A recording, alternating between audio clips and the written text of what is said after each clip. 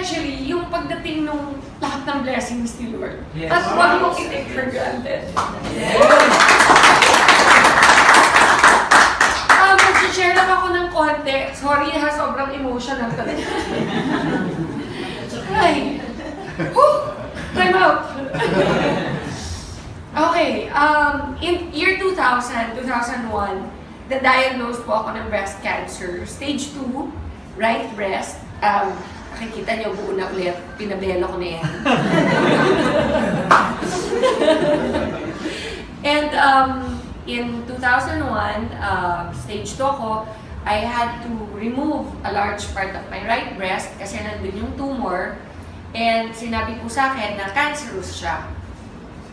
And 30 years old pa lang ako noon. So ang feeling ko, ang bata-bata ko pa, mamamatay na ako. Diba? Alam niyo siguro yung fear, lahat tayo meron tayong fears. Pero yung, imagine niyo na lang yung worst fear niyo, i-magnify niyo by 1,000,000%.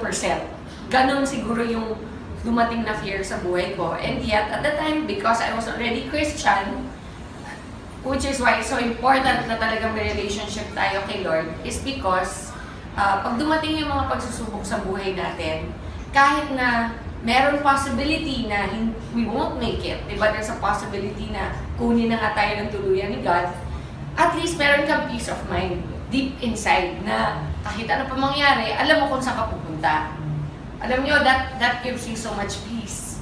And in spite of all the fear and all of that, talagang nagpursige. I prayed so hard. Sabi ko, Lord, kung trial lang to, kung may dahilan ka, kung may purpose ka para sa akin, why I am going to go through this journey, kasi everyday naman sa buhay ng tao is a journey until makarating ka na sa iyong dapat puntahan, which is either heaven or hell. Diba? And for us, hopefully, it is heaven, all of us. And during that journey, I prayed so hard that He would show me the reason why He allowed that to happen in my life. And that is when, after my first chemotherapy, where I lost all my immune system, ang average po ng immunity ng white blood cells sa katawan ng tao is between 15 and 20,000. Ang akin po, bumagsak ng negative. As in, walang-wala na. Ubos. In fact, so much so na kapag may pumasok na nurse na may sipon or nanggaling sa isang restaurant na meron siyang hinawakan na bagay na may virus or whatever, pwedeng ipasa sa akin, for sure I'll die. It was that bad, my immune system.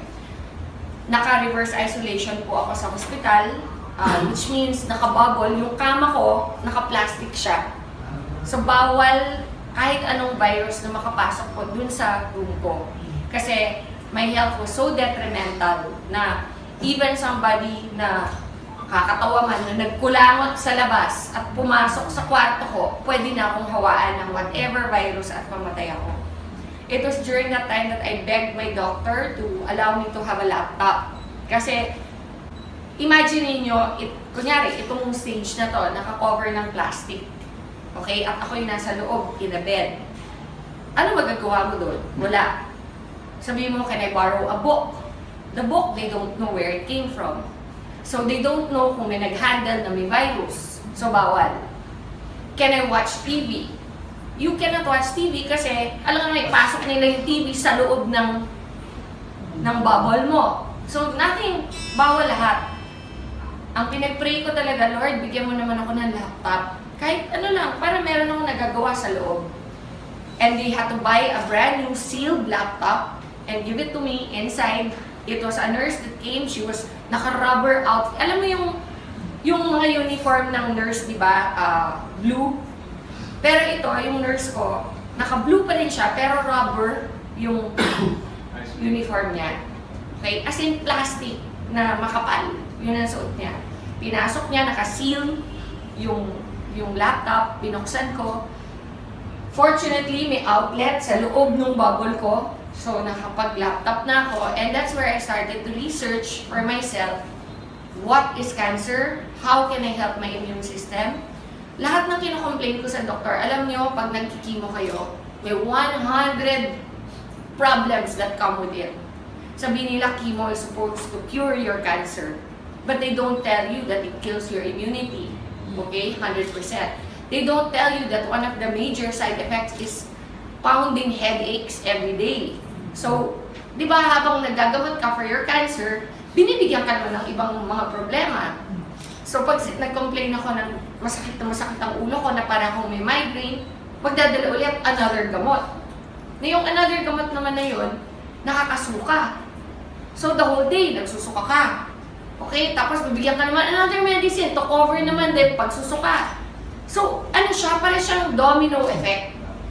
Until I really thought, there has to be a natural way. Kasi puro gamot, puro pharma ang binibigay sa akin. Eventually, ang naisip ko, my God, magsasuffer sobra yung liver ko and my kidneys. Puro gamot ang binibigay. How will I be able to heal even if I overcome cancer? Okay? What about the rest of my body? What about my kidneys and my liver and my heart, which has gone through so much because of the chemotherapy? How am I going to recover from that? That's when I started to do all the research online. How to boost your immunity naturally. And you know, honestly, it's amazing. Ang daming ways na mag-boost ng immunity natin naturally. Sleep is the #1 way. You have to rest. Okay? Sinasabi nila, the only time your body heals is when you are sleeping. Did you know that? Di ba, iniisip mo, relax, beach, okay yan, di ba? That doesn't matter. You can relax in the beach. That's enjoyment. That's not healing. Healing is sleeping. It is so important. But there are other ways you can help with products like our Barley. Ang daming product na pwedeng gamitin. But did you know, the #1 in the whole world that God created Himself is Barley. Yes. Kaya process of elimination, isa-isa kong ni-research yan. Imagine, I had 9 months in that bubble to discover what God really created that is the best for our immune system. And during the time, you have to remember, di ko naman alam na someday I'll be standing in front of people like you. Ang purpose ko lang during the time is for my own healing. Yun lang yung focus ko na, okay, so kung ginagawa mo yung research and yung training of your own knowledge for yourself, it doesn't matter about anybody else at the time. Gusto ko lang mahila ko sa sarili ko. Okay, so that's how I focus my research. What will help me? You know, there's a saying, knowledge is power, correct? So you have to become knowledgeable. You guys this is now your business. Be knowledgeable. Don't take my word for it. Don't take the word of IAM or ICA or anybody in the company that will speak to you and tell you about the benefits or whatever. Hear us. Listen to us. Pero afterwards, go and do your own research. Kasi knowledge nyo yan. Knowledge nyo yan and that is your power. And that is what I did. Through my own research and my own readings, I realized, isa-isa, malunggay. Wow, taas ng ano niyan. Healing powers niyan. Okay? Yung ampalaya, taas din ng healing powers niyan. Guyabano, wheatgrass, but above them all is barley.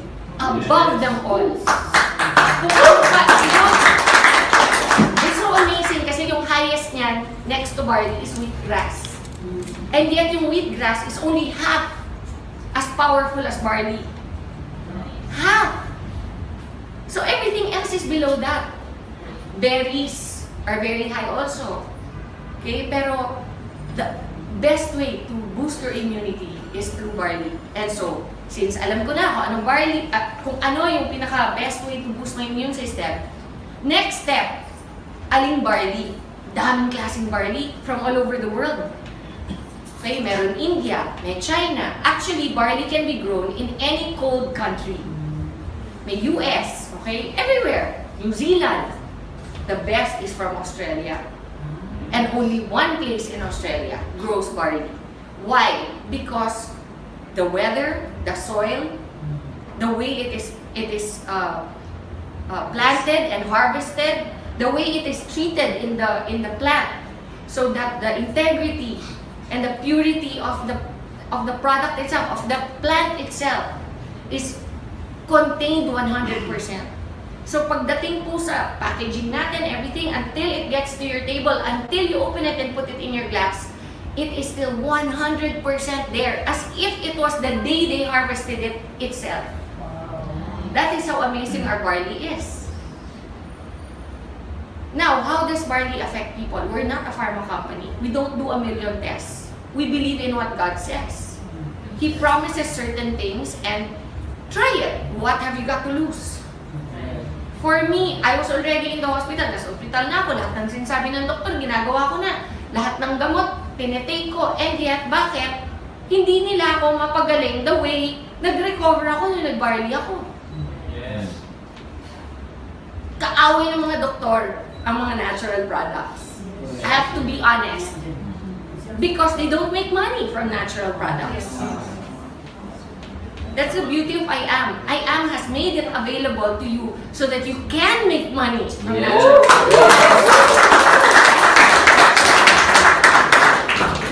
You know, during my first chemo, I was in that bubble. I was thinking already things like, pag namatay ako, kamusta kaya yung anak ko? Sino mag-aalaga? All the things that you don't think about when you're 30. And I was already thinking, and accept ko na, okay naman daddy niya eh, kahit ibalay kami. Mapapalaki niyang mabuti yan. Andiyan naman mama ko, my sisters, di ba? Little did I know that God had a plan.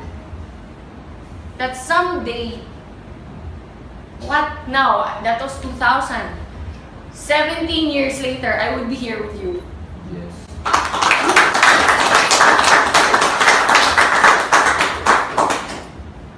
Iba magplano si Lord. Do not assume to know. Grabe, for me, kaya ako very emotional kasi it's so real for me. It was a time when I really thought na tapos na yung buhay ko. And then, every single time meron ganito na gathering or yung launch ng IAM natin, di ba, yung sobrang grateful ako na, wow God, binigay mo pa rin sa akin itong opportunity na makashare. Even if the worst thing happened to me in my life na because of that cancer, because of that experience, andito ako ngayon. Nakakatulong sa maraming tao through IAM. Diba? Sobrang nakaka-overwhelm. Alam nyo, after my first chemo, which I was in that isolation for so long, on my second chemo, di na ako na-isolate. Yung immune system ko, which took 21 days to recover from the first chemo. So, kunyari may ano kayo? Maro, thank you guys. Explain ko lang para naiintindihan nyo. During my first chemo, I ended up in the ICU. Okay? Yan, tama yan ha. Ako to. I'm not very good at drawing. Okay? Nakabubble yan. Ang first chemo, say day 1. Ito pala.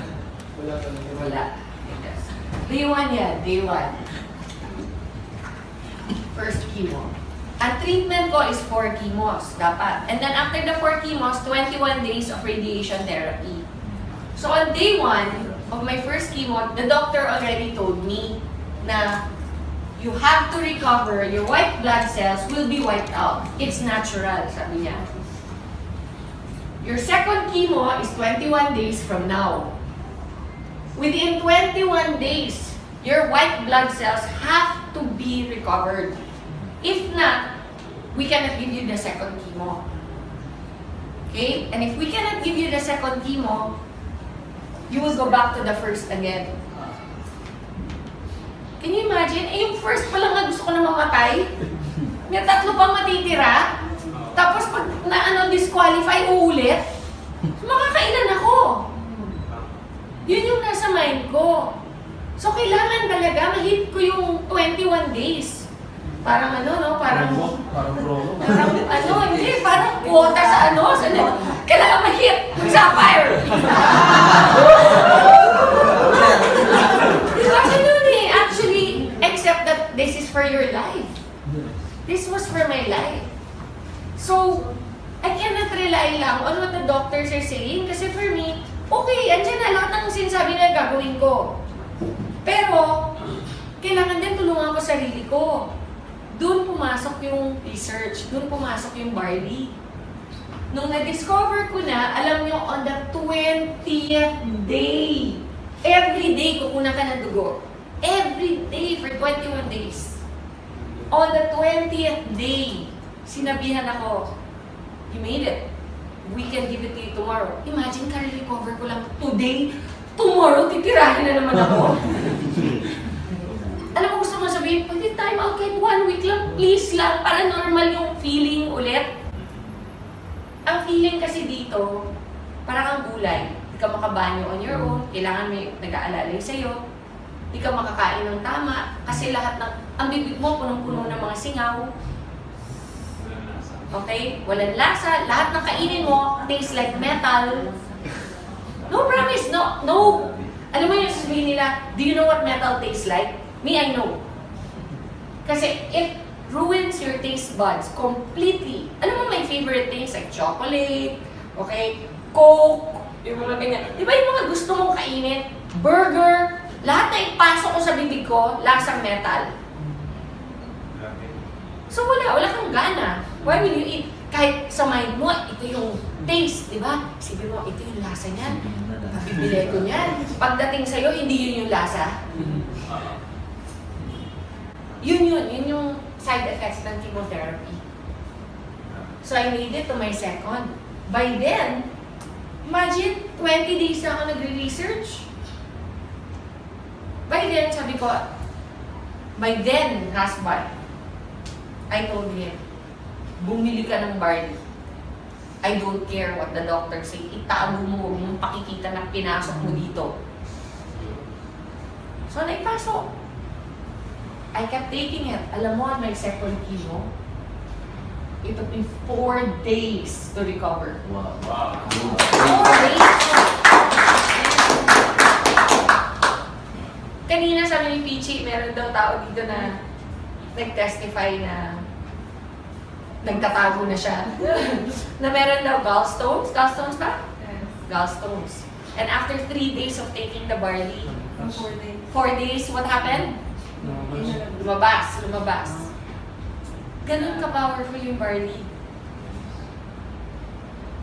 There are people it takes years. There are some conditions that I had that took years to recover, but it still recovered. Like, because of chemotherapy, one of the side effects is my ovaries shut down. So no more mens. No more period. So my doctor told me I'll never have children again. And I only had 1 child back then, si Lexi. She was only 6 when I got diagnosed. And when my doctor told me na I'll never have children again, parang feeling ko, okay na rin. At least I have 1. But in the back of my mind, I was thinking, what if I get a recurrence in the future? Okay? What if next time I'm not so lucky? What if next time God really wants to take me na? Diba? Sabihin natin, 5 years from now, 10 years from now, bumalik yung cancer, which is very, very much a possibility for any cancer patient. Once may cancer ka na, chances of recurrence are always 50% higher than somebody who's never had cancer. Okay? So, but now I'm on my 16th year. So, out of the woods na ako. Kumbaga, normally, ang recurrence happens within 2 years. Kung hindi ka pa graduate nung 2 years mo, hindi ka pa out of the woods. Pag nakagraduate ka na ng 2 years, your next is 5 years. That's your goal. Pag nakagraduate ka ng 5, 10. Sometimes, even at 12 or 13, nagkaka-recurrence pa. Okay? So you are not out of the woods. For me, it's been 16 years. Plus, why do I know I am cured? Because my cancer, the one that I had, was called Rh positive. Rh positive is, it feeds on estrogen. Ang nagpapakain sa cancer ko is estrogen sa katawan. Eh di ba nagkaanak ako ulit? After 3 years, yan 3 3 years akong umiinom ng barley from day 1. My period came back. Wow. 3 years! So that just goes to show, some things it will fix in 20 days. Some things it will take years. But no matter what, if you're consistent and you drink it regularly, it will be fixed.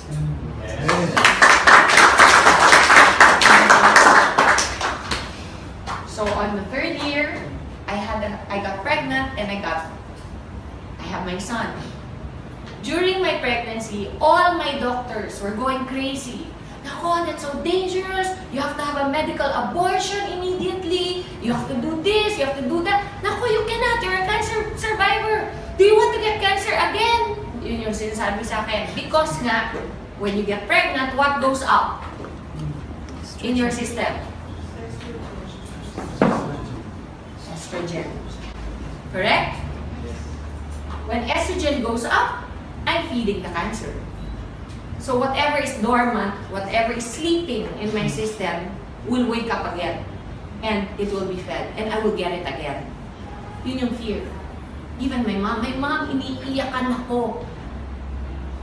Hindi daw ba sapat na pinadaan ko na sa kanya one time. At uulit pa ako. I'm so selfish. Lahat! I heard it all! You're a selfish person. You're only thinking of yourself. Lahat yan. Sinabi sa akin. But you know, I knew. In my heart, I knew. God will not allow this if there's no purpose. Yes. Yes. And you know, now my son is 12. Imagine he's 12. What if I had an abortion? He'd not be here. Yes. You know? And he brings everybody so much joy. Not just me, my mom, my daughter. And you know, when I found out I was going to have another child, you know, I knew in my heart it was going to be a boy. Hindi ko pa alam yung sex. Pero in my heart, I knew God promised. He said to me, you're gonna have a son. You know, from the day that I knew I was pregnant, alam ko lalaki. And I knew also that, you know, I was reading Malachi because I have so many testimonies about tithing, some other time regarding tithing. But in a nutshell, when I went to the States and I found out I was pregnant, I had no money. None. But I was always a very faithful tither. Tayo, nagpapayaman, di ba? Like what Pastor said earlier, it all belongs to God. All of it. Pag 10 pesos lang ang pera mo, easy no to give 1 peso. Pag 100 pesos, easy to give 10. Pag 100,000 na, madali pa bang magbigay ng 10,000? Or, pag 1 million na, kaya mo magbigay ng 100,000? Harder, di ba? Why? It's relative. It's the same ratio. Why does it become harder? I remember there was one time I earned 1 million pesos in one TV show. I went to church. Andun si Connie Reyes. Naka-ready na yung cheque ko ng tithe. Pero, hindi ko mabigay sa church. Sa Victory. Lumapit ako sa kanya. Sabi ko, Connie, I need na the check. Parang I can't give it. It's heavy in my heart. Sabi ko, parang ang bigat ibigay. Sabi niya, come on, Ton. Sabi niya gano'n. So, alam mo yung hawak yung, ito yung cheque ito. Here, Con. Baka mo. Ginaganyan na lang. Ipaganyan na ako sa kanya. Promise. Alam mo, she reminded me, sabi niya, you cannot outgive God. Yes.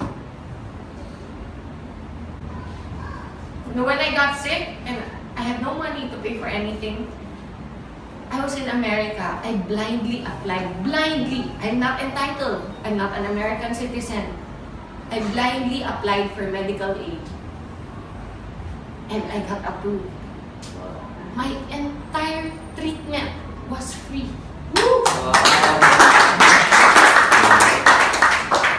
And you know what? I remembered that moment that I gave that check to Connie. Yung bigat ng pag-release nung alam mo yung envelope natin, sabi ko, hirap talaga, hirap i-release yun. Pero I'm so grateful that I did because at the time when I needed help, God was there. You know, I calculated how much it would cost. 5 million to 3. What I got in pesos, $100,000 is what it would have cost. Back then, it was 5 million. Ngayon siguro, doble na yan. But I didn't pay for anything. Even my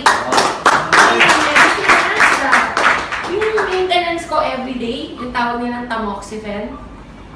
Normally, one tamoxifen is $100. And I have to take one every day.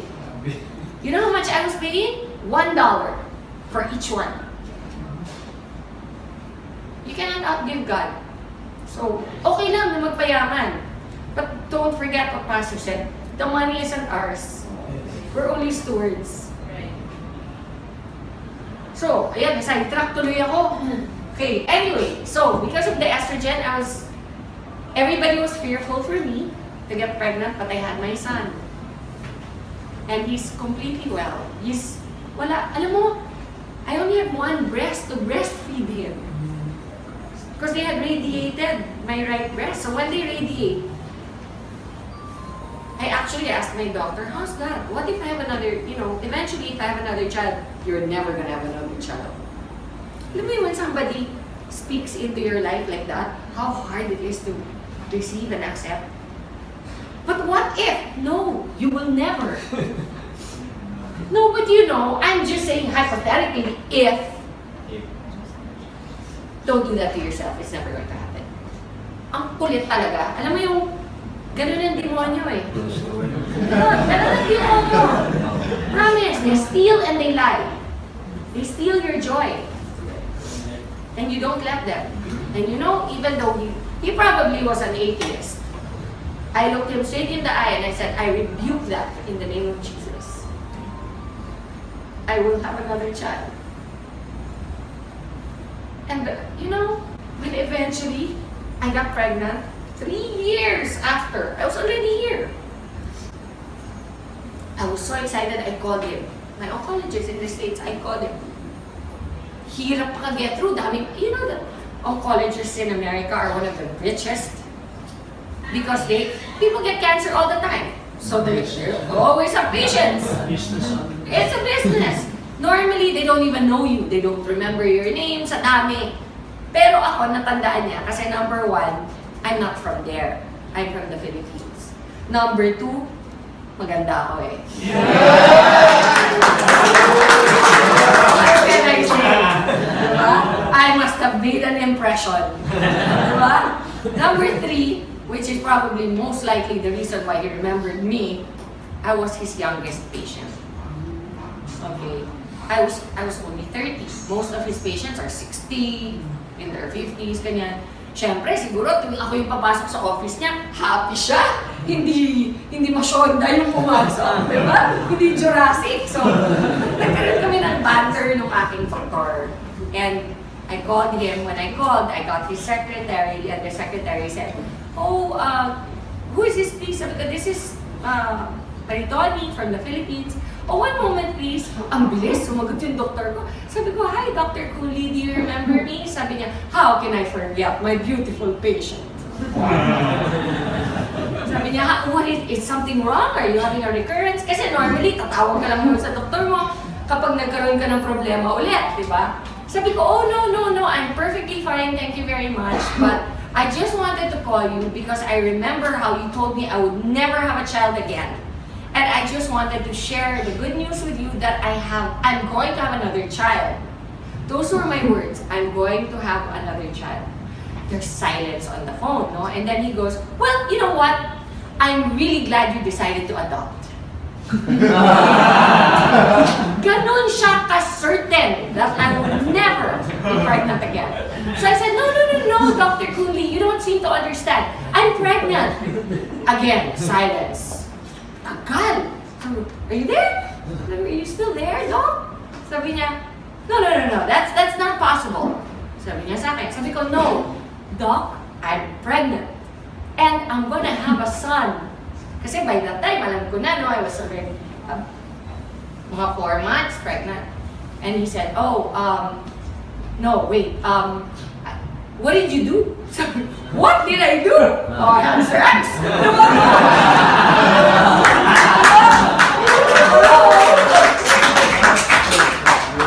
No, but, you know, I said to him, nothing, I didn't do anything. He goes, no, you must have done something. So, siguro kala niya medical procedure or something. So I said, no, I've been taking a supplement for a while. And it's called Barley.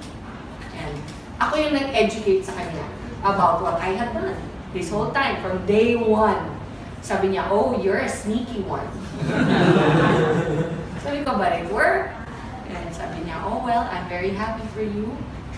You know, and in as much as we are not allowed to recommend those things, being doctors, we do not stop our patients if they want to. Sabi niya. So, imagine, that's my oncologist na. He's the one that told me I'll never have a child again. He's the one that told me that, you know, if I get pregnant, for sure I'll have a recurrence. And yet, here I am. My child is 12 years old. I'm 100% in good shape. I would like to say I'm in more than good shape. Yes!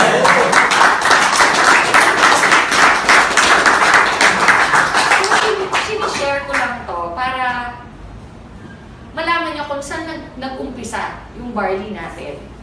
It has come a long way. When I first met IAM, you know, and he told me he was interested in the barley, parang protective pa ako. Di ba yung parang ayokong i-share? Kasi parang ang feeling ko, baby ko to eh. This is my baby. This is what helped me survive. And then after a year of friendship that developed between us, I could feel where his heart was. And I knew that his purpose was aligned with mine, which is that we want to help people. We want to help people get better. We want to spread the love of God more than anything. And one of the ways, ironically, is through one of the toughest things I've ever had to go through in my life. And something that I discovered during that time. So, you know, it is an honor and a blessing to be able to provide the barley that helped me to IAM Worldwide. So do not ever, I mean, if you have any questions, we're always available to let you know. You know, I always encourage also members. Kasi minsan may mga nagpa-private messages sa mga social media accounts ko.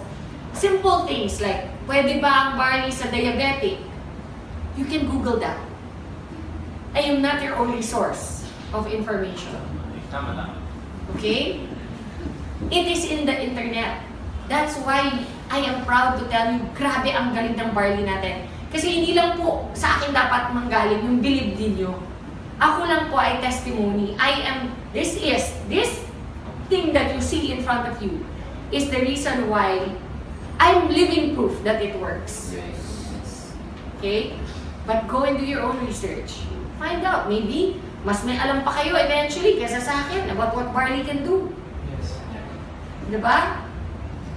You know, I've had people take barley, come up to me and say, "Hoy, alam nyo, yung anak ko, congenital ang heart disease niya, ganyan-ganyan." And then, we just kept giving barley and eventually it healed.